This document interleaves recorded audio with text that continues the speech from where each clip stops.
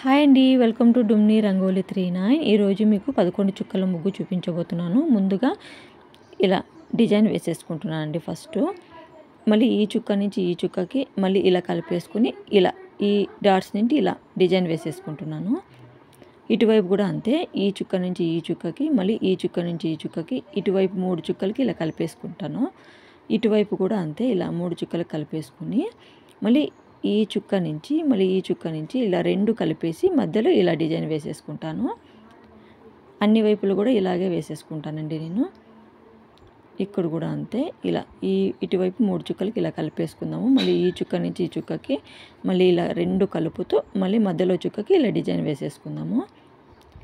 ఈ ముగ్గుని పండుగ పూటలు వేసుకుంటే చాలా బాగుంటుందండి. ఈజీగా వేసుకోవచ్చు, తొందరగా అయిపోతుందన్నమాట. అన్ని వైపులా నేను ఇలాగే వేసేసుకుంటాను.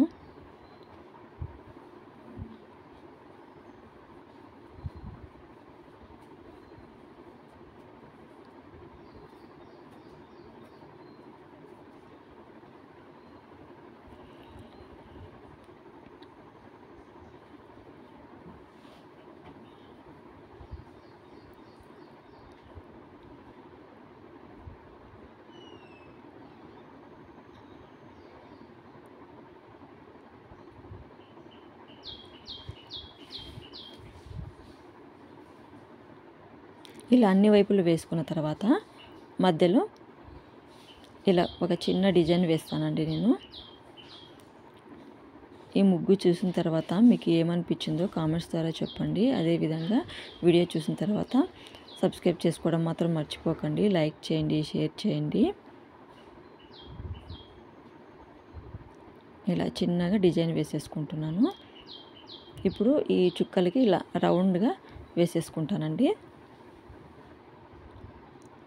ఇలా ముగ్గంతా వేసుకున్న తర్వాత ఇలా నేను డిజైన్ చేసేసుకుంటున్నాను. మీరు ముగ్గు పిండితో కానీ కలర్తో కానీ చేసుకుంటే బాగుంటుందండి.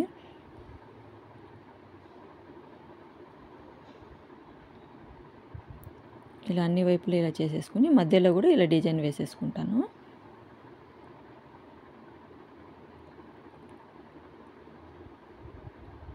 ఓకే అండి, థ్యాంక్స్ ఫర్ వాచింగ్.